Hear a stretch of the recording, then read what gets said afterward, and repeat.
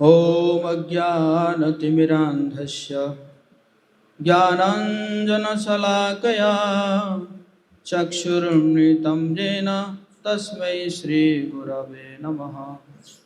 श्रीचैतन्यमनोभीष्टं स्थापितं येन भूतले स्वयं रूप कदा मह्यं ददाति स्वपदान्तिकम्।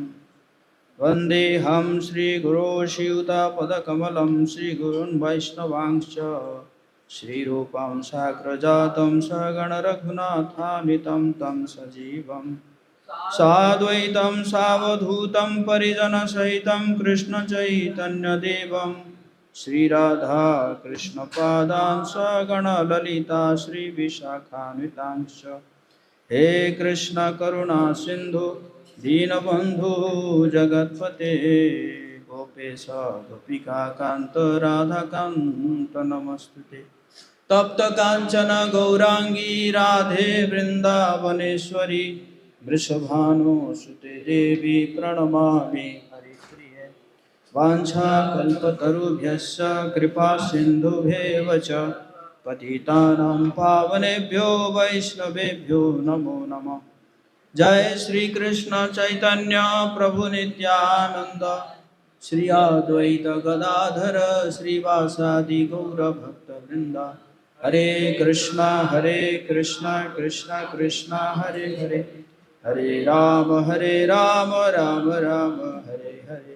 नमो ओं विष्णुपादाय कृष्णपृष्ठाय भूतले श्रीमते भक्तिवेदांत स्वामिनिति नामिने। नमस्ते सरस्वती देवे गौरवाणी प्रचारिणी निर्विशेष शून्यवादी पाश्चात्य देशतारिणी। मूकं करोति वाचालं पंगुं लंघयति गिरिं यत्कृपातुं श्रीवल्लीं। जय जय श्री चैतन्य जय नित्यानंद, जय द्वैत चंद्र जय गौर भक्त वृंद।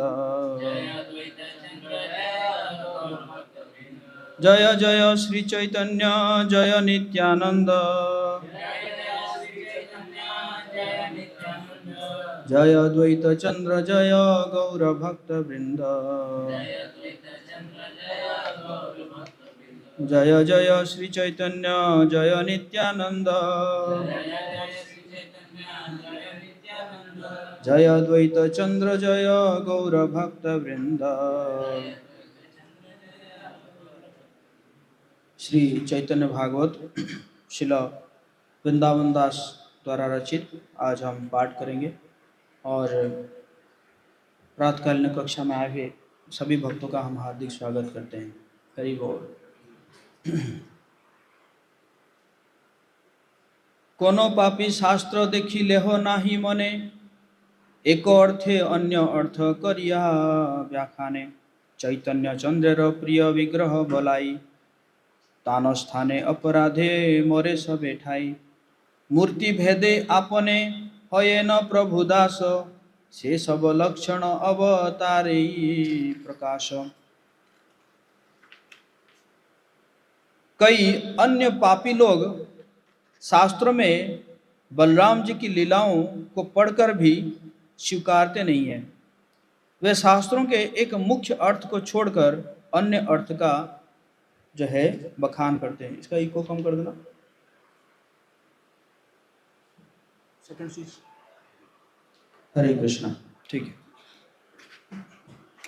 तो श्री वृंदावन दास ठाकुर कह रहे हैं कि बलराम जी के ऊपर कई लोगों का विश्वास नहीं हो पाता है। वो समझ नहीं पाते हैं कि बलराम जी ऐसे ऐसे कैसे लीला कर रहे हैं। सुभद्रा की विवाह जो है दुर्योधन के साथ कर रहे थे हैं? तो और युद्ध हुआ तो युद्ध में भी चले गए, कहे मैं किसी के पक्ष में नहीं रहूँगा। और दुर्योधन उनका प्रिय शिष्य था। दोनों शिष्य थे, भीम जी और दुर्योधन दोनों, बट दुर्योधन जो ज़्यादा प्रिय थे बलराम जी के। तो इसीलिए भक्त जो है ना, मतलब भक्त नहीं, जो अभक्त है वो समझ नहीं पाते बलराम जी का ना। इसलिए 4-5 साल पहले बहुत बड़े कथाकार है, उन्होंने बहुत गलत बोले थे बलराम जी के ऊपर। अरे वो तो पी के मस्त होके पड़ा रहता है रास्ते में, ऐसे इसी प्रकार बोले थे। तो फिर तो बहुत मतलब लोगों ने इतना प्रतिक्रिया की कि फिर अपने अपने औकात में आ गए। तो कहने का मतलब है, जो बलराम जी का जो लीला है उस लीला को समझ नहीं पाते हैं। एक्चुअली भगवान जो है अपने लीलाओं का रस आस्वादन करने के लिए कुछ कुछ ऐसे कैरेक्टर रखते हैं, है ना। वैसे देखा जाए सभी पार्षद है, लेकिन कुछ ऐसे लीला होता है कि ताकि लगता है कि अरे ये कैसे हो रहा है। जिस प्रकार जो है जब ड्रामा किया जाता है तो ड्रामा में सभी फ्रेंड होते हैं, सभी फ्रेंड सब जानकार होते हैं ना, लेकिन कुछ कुछ जो है ऐसा वहाँ पे एक्टिंग करते हैं तो जो देखने वाला वो उसको लगता है कि हाँ तो शायद ये दोनों शत्रु है कि नहीं, कुछ समय के लिए उसको लगता है ना। तो इसी प्रकार लीला में विभिन्न प्रकार के रस को आस्वादन करने के लिए बलराम जी एक प्रकार का लीला कर रहे हैं, भगवान जो है एक प्रकार की लीला कर रहे हैं, है ना, बट उसको जो है समझ नहीं पाते हैं। तो यही कह रहे हैं वृंदावन दास ठाकुर। श्रीमान नित्यानंद प्रभु भगवान श्री चैतन्य चंद्र के अति प्रिय विग्रह है, इसलिए जो भी उनके प्रति अपराध करता है वो संपूर्ण रूपेण नष्ट हो जाता है। और उसी प्रकार नित्यानंद प्रभु भी है, अवधूत थे। गंगा जी में स्नान करते करते जो है मगरमच्छ के ऊपर चढ़ जाते थे किसी जो है किसी लड़की का हाथ पकड़ लेते थे, कहते कि तू मुझे शादी करेगी, इस प्रकार लीला करते थे। अवधूत है। अवधूत मतलब क्या है? Completely on spiritual platform. बहुत बहुत अवधूत लीला है नित्यानंद प्रभु का, है ना। अगर कोई भक्त नहीं होगा तो वो पचा नहीं पाएगा इस चीज़ को, है ना। वही वृंदावन दास ठाकुर कह रहे हैं, उनके प्रति जो अपराध करता है वो संपूर्ण रूप में नष्ट हो जाता है। इसलिए भक्तों के माध्यम से ही समझना चाहिए। सेवक के रूप में अनेक स्वरूपों में भगवान बलराम प्रकट होते हैं और वे ये सभी लक्षण अपने विभिन्न अवतारों में प्रकट करते हैं। वैसे देखा जाए तो दोनों भगवान हैं, कृष्ण भी भगवान है और बलराम जी भी भगवान है। एक जो है सेव्य भगवान है और दूसरा कौन है? सेवक भगवान। भगवान बलराम कृष्ण की सेवा सखा, भाई, चामर, सैया, वाहन, गृह, छत्र, वस्त्र तथा समस्त आभूषण, आसन आदि बनकर स्वयं अपने प्रभु की सेवा करते हैं। जो भी उनकी कृपा को प्राप्त करता है वो इस तत्व को समझ सकता है। हे भगवान, मैं कब आपको एवं लक्ष्मी देवी को संतुष्ट करूंगा जो दोनों अनंत शेष के शैया पर विराजमान है। अनंत शेष जो है बलराम जी है और लक्ष्मी जी भी उसी अनंत शेष के ऊपर है। और लक्ष्मी जी क्या करती है? हमेशा भगवान के चरणों की सेवा करती है। यद्यपि अनंत देव आपके स्वयं के विस्तार है, जिन्होंने आपकी सेवा आपके धाम, शैया, आसन, पादुका, वस्त्र, तकिया और छत्र बनकर स्वीकार की है, इसलिए वे उचित रूप से शेष के रूप में जाने जाते हैं। अनंतर अंश श्री गरुड़ महाबली, लीलाय बोलय कृष्ण हैया कुतूहली। अत्यधिक बलशाली गरुड़ जी श्री अनंत देव की ही अंश है। वे कृष्ण के वाहक बनकर दिव्य लीलाओं में आनंद प्राप्त करते रहते हैं। जब गरुड़ जी उड़ते हैं तो उनके पंखों से वेदों का ध्वनि निकलता है।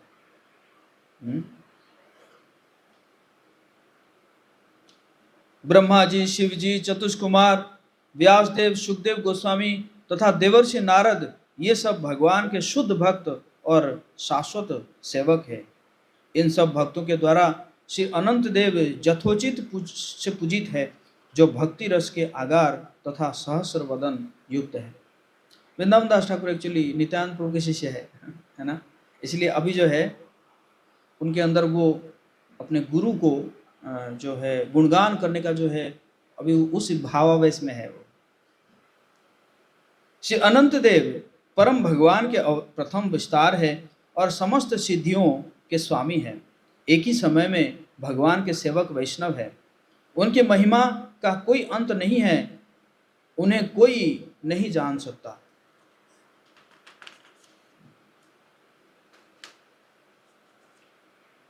सेवन सुनीला एवं सुन ठाकुराल, आत्मतंत्र न मते वैसे न पाताल।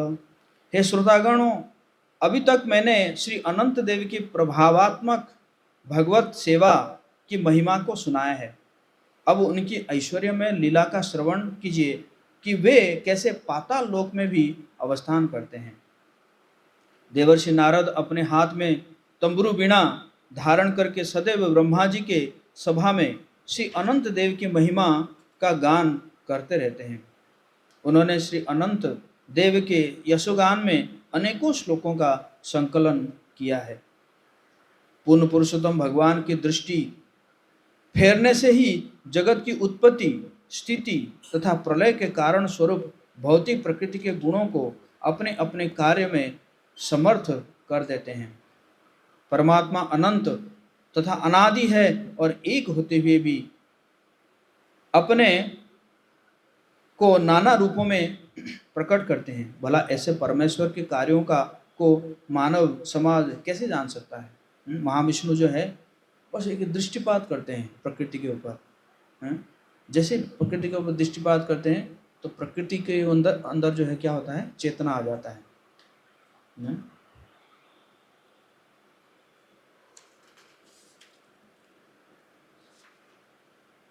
पूर्ण पुरुषोत्तम भगवान के भीतर स्थूल व सूक्ष्म जगत का अस्तित्व विद्यमान है। अपने भक्तों पर अहेतु की कृपावश वे विभिन्न दिव्य रूपों को प्रदर्शित करते हैं। परमेश्वर अत्यंत उदार है और उनमें समस्त योग शक्तियां हैं। अपने भक्तों के मन को जीतने तथा उनके हृदय को आनंदित करने के लिए वे नानाविध अवतारों में प्रकट होते हैं और अनेक लीलाएं करते हैं। एक्चुअली देखा जाए, कहते हैं ना कि यदा यदा ही धर्मस्य, भगवान कह रहे हैं ग्लानिर्भवति भारत अभ्युत्थानम अधर्मस्य तदात्मानं सृजाम्यहम्। मतलब मैं दुष्टों को विनाश करने के लिए आता हूँ या धर्म का संस्थापन करने के लिए आता हूँ, लेकिन मुख्य काम क्या है? परित्राणाय साधूनां। एक्चुअली साधुओं को क्या है, साधु भक्तों को आनंद देने के लिए भगवान आते हैं। नहीं तो जो है दुष्टों को विनाश करने के लिए एक छोटा सा वायरस भी सफिशिएंट है, कोरोना, जिसको देख भी नहीं पाए लोग। साइंटिस्ट जो उसको देख भी नहीं पाए और वो जो है हाहाकार मचाकर चला गया, है कि नहीं?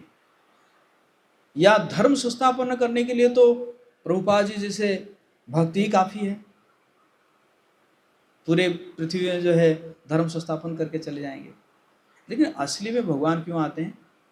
परित्राणाय साधूनां, भक्तों को जो है आनंद देने के लिए, है ना? और इसी कारण जो है भगवान राम जैसे ही उनको वनवास मिलता है वो खुशी खुशी चले जाते हैं, क्योंकि वो उनका पर्पस वही था कि इतने सारे जो है दंडकारण्य में ऋषि है, और ये सब जो शबरी कितने दिनों से इंतजार कर रही है, उनके पास कैसे जाते अगर ये वनवास नहीं होता तो?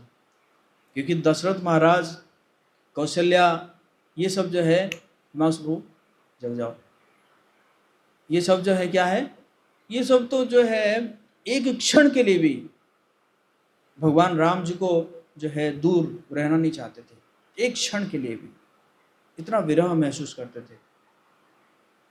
विश्वामित्र आए, उनको तो मना कर दिए दशरथ महाराज, नहीं नहीं नहीं, मैं नहीं दे सकता, पहले वचन दे दिए और उसके बाद क्या किए, मना कर दिए।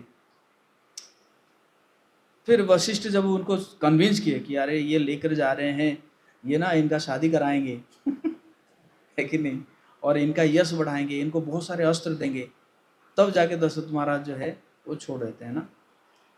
तो अगर वनवास नहीं होता तो फिर साधुओं को जो है भगवान जी का दर्शन ही नहीं मिलता।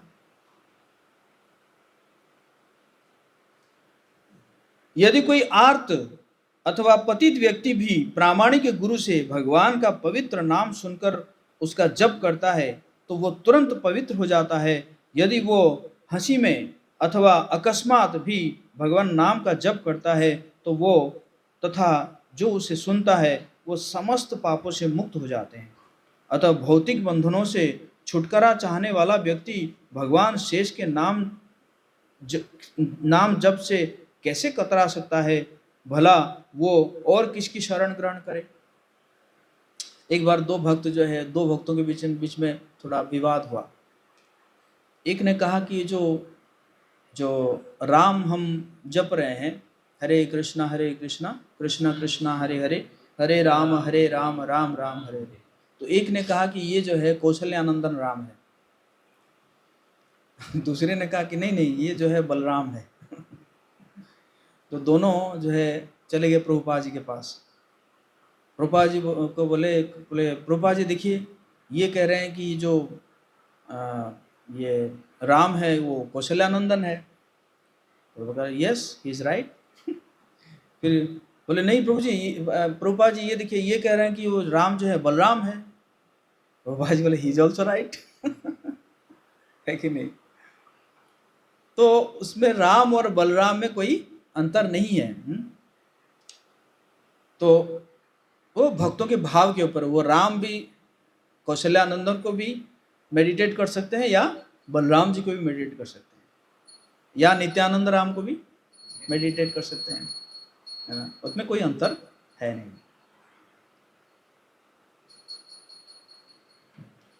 श्रील जीव गोस्वामी क्रम संदर्भ की टीका में कहते हैं, क्योंकि परम भगवान का रूप अथाह है, ब्रह्मांड स्वाभाविक रूप से उनकी तुलना में छोटा प्रतीत होता है। श्रील जीव गोस्वामी जो है देखा जाए तो सबसे प्रकांड विद्वान थे श्री जीव गोस्वामी। कैसे कैसे तो कितने कितने ग्रंथ लिखे हैं। एक बार एक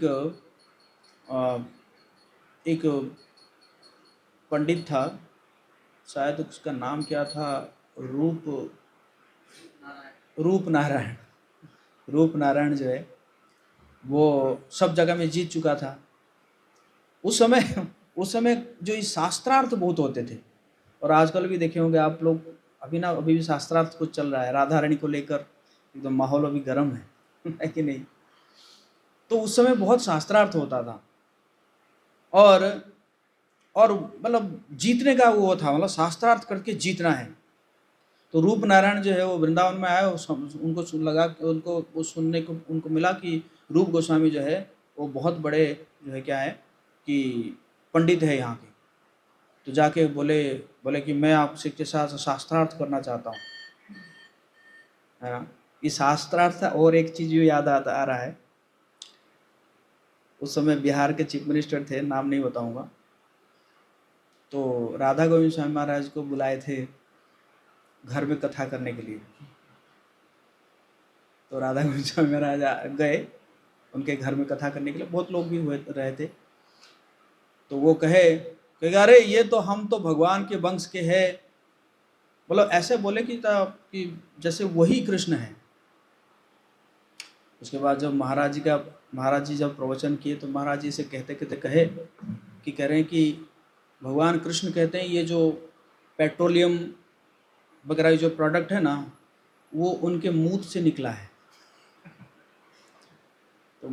तो महाराज बोले कि हे कोई माय का लाल, जो मूत देगा पेट्रोल निकलेगा। तो वो जो थे उनके सेक्रेटरी उनको बोला कि ये महाराज आपको ही बोल रहे हैं। बाद में बोले महाराज, स्वामी जी मैं आपके साथ शास्त्रार्थ करना चाहता हूँ। महाराज हंस के बोले आप शास्त्रार्थ क्या करेंगे, आप शरारत कर सकते हैं। तो जो भी है, उस समय शास्त्रार्थ बहुत चलता था। तो रूप नारायण आके कहे कि मैं आपके साथ शास्त्रार्थ करना चाहता हूँ। रूप गोस्वामी ने कहा, रूप गोस्वामी ऐसे सोचने लगे, मेरे पास समय कहाँ है ये सब शास्त्रार्थ करने के लिए, महाप्रभु ने इतनी सारी सेवाएं दी हैं। तो रूप गोस्वामी ने कहा कि आपको जीतना है ना, हाँ तो आप दीजिए ना, मैं लेटर दीजिए, मैं लिख के दे देता हूँ कि आप जीत गए हैं मेरे से। तो रूप नारायण ने लेटर दिया और रूप गोस्वामी पाद जो है उसमें लिख दिया कि मैं जीत गया, मतलब यही जीते हैं। तो जाके दिखाने लगा सब जगह में, वृंदावन में सब दिखाने लगा, देखो मैं जीत गया हूँ, मैं जीत गया हूँ। तो जीव गोस्वामी जो है रूप गोस्वामी के शिष्य है, तो पकड़ लिए, अरे आप तो पहले शिष्य से तो मुलाकात कर लो, गुरु के पास ऐसे ही चले गए। करके उनके साथ जो है शास्त्रार्थ हुआ और एकदम उसको पानी पानी कर दिए, तो फिर वो हार के चला गया ना। तो इसी प्रकार जीव गोस्वामी जो बहुत प्रकांड जो है विद्वान थे,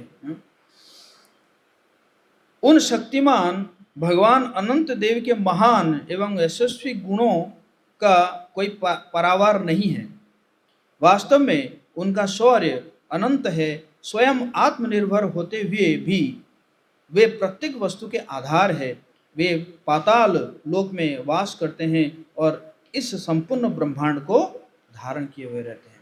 अनंत शेष जो है वो इस ब्रह्मांड को क्या करते हैं, मतलब एक ब्रह्मांड नहीं, कई ब्रह्मांड को जो है वो क्या करते हैं, धारण करते हैं। जब भगवान ने उनको ये सेवा दी थी, मैंने सुना था कि भगवान ने कहा कि मैं चाहता हूँ कि आप जो है सारे ब्रह्मांड को धारण करें अपने फन के ऊपर। तो बोले टाइम पीरियड कितना समय के लिए करूँगा? बोले कुछ नहीं है, आप बस मेरे लीलाओं को गुणगान करते रहो, और जिस दिन जो है मेरा लीलाओं का गुणगान खत्म हो जाएगा उस दिन आप सारे ब्रह्मांड को नीचे रख देना। तो उन्होंने जो है क्या किए, उन्होंने कहा कि अच्छी बात है। तो क्या किए कि सारे फनों में अलग अलग अवतारों का लीलाओं का वर्णन किए ताकि जल्दी खत्म हो जाएगा, लेकिन अभी तो खत्म ही नहीं हो रहा है। हरि अनंत, हरि कथा अनंत।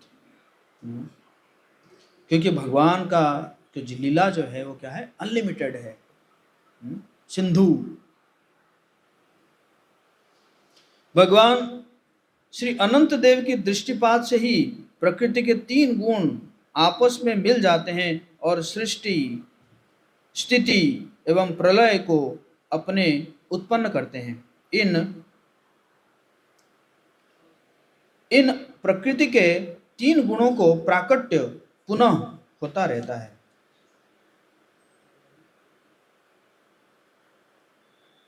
भगवान अनंत देव को अद्वितीय के रूप में महिमामंडित किया गया है, जो परम सत्य और अनादि है। इसी कारण वे अनंत देव कहलाते हैं। उनके इस तत्व को कौन जान सकता है? वे अनंत देव केवल अपनी करुणा के कारण शुद्ध सत्वमय विग्रह धारण करते हैं और उनके उस लीलामय विग्रह के द्वारा ही सत असत सभी वस्तुएं प्रकाशित होती है। वे अत्यधिक शक्तिशाली है और सदैव अपने निजी पार्षदों और भक्तों को प्रसन्न करने के लिए सदैव तत्पर रहते हैं। यदि कोई भगवान अनंत देव के नाम का श्रवण एवं संकीर्तन करता है, तब उनके हृदय का कल्मश तुरंत ही साफ हो जाता है, जो अनेकों जन्मों से एकत्रित हुआ था। इसलिए वैष्णवगण उनका आश्रय नहीं त्यागते हैं। बोले अनंत देव की।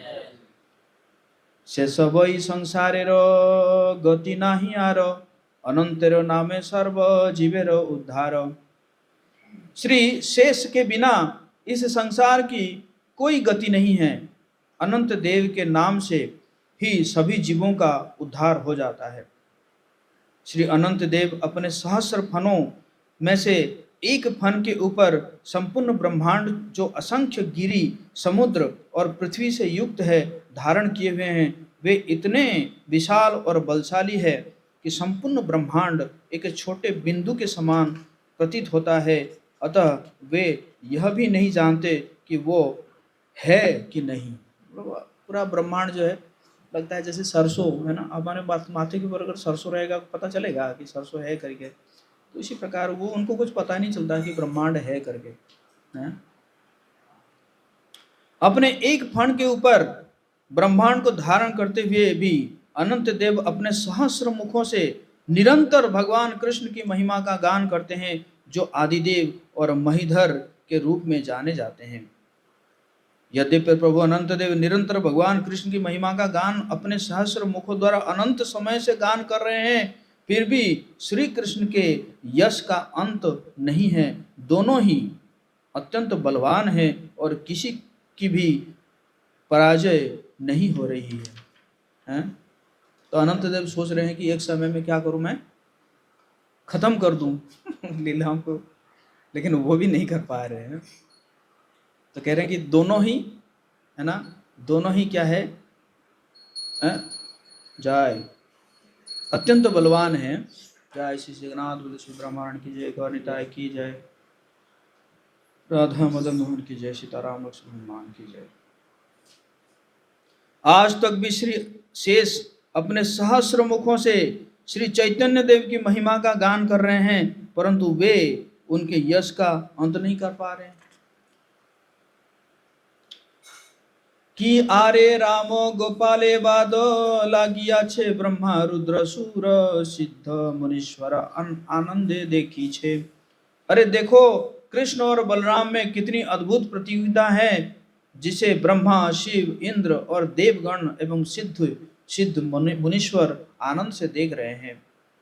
यद्यपि श्री अनंत भगवान कृष्ण के यशोगान रूपी समुद्र के तट का अंत प्राप्त करने का प्रयास कर रहे हैं, परंतु कृष्ण यशोगान समुद्र का तट अधिक से अधिक बढ़ता जा रहा है। जो समुद्र है, तो समुद्र के तट पर पहुंचने के लिए अनंत देव प्रयास कर रहे हैं यशगान करके, लेकिन देखा जा रहा है कि तट जो है और दूर जा रहा है और दूर जा रहा है ना।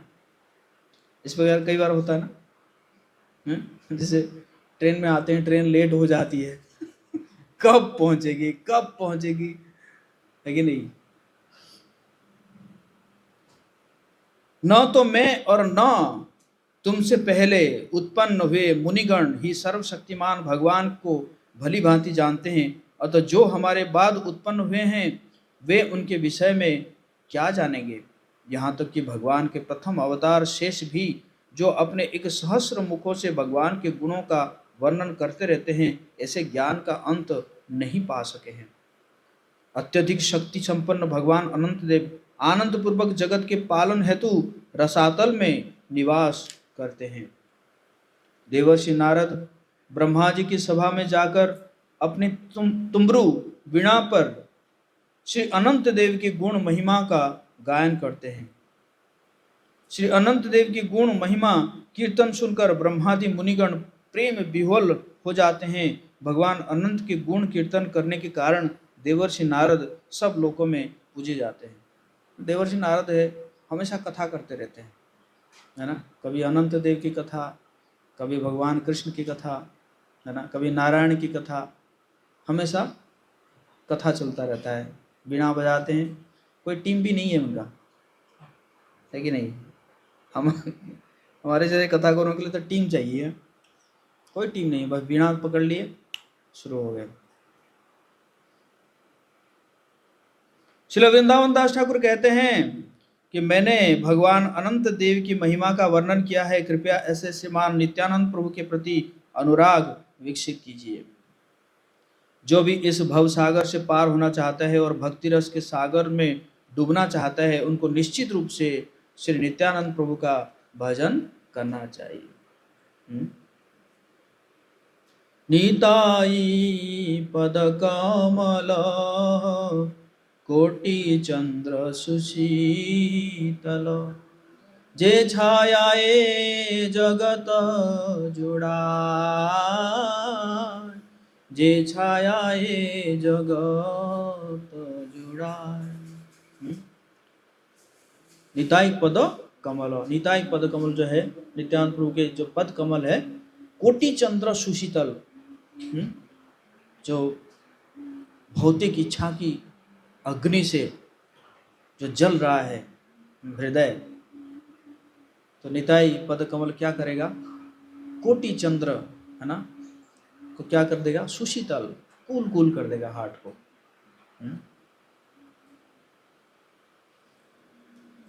श्री नित्यानंद प्रभु की। श्री वृंदावन दास ठाकुर कहते हैं कि वैष्णव के चरणों में मेरी एकमात्र यही प्रार्थना है कि जन्म जन्मांतर तक भगवान श्री बलराम की सेवा पूजा करता रहूं। अंतर्यामी श्री नित्यानंद प्रभु ने आनंद पूर्वक मुझे चैतन्य चरित्र विषयक एक पुस्तक लिखने का आदेश दिया है। तो ये जो किताब लिख रहे हैं ये नित्यानंद प्रभु की आदेश से ही लिख रहे हैं। श्री नित्यानंद प्रभु की कृपा से ही केवल चैतन्य महाप्रभु की लीलाएं स्फुरित होती है, क्योंकि नित्यानंद प्रभु की जीवा ही चैतन्य महिमा का एकमेव भंडार है। इसलिए श्री चैतन्य की महिमा का श्री अनंत देव मूर्तिमान स्वरूप है। अतएव मैंने उनके कुछ चरणार बिंदु की महिमा का गान किया।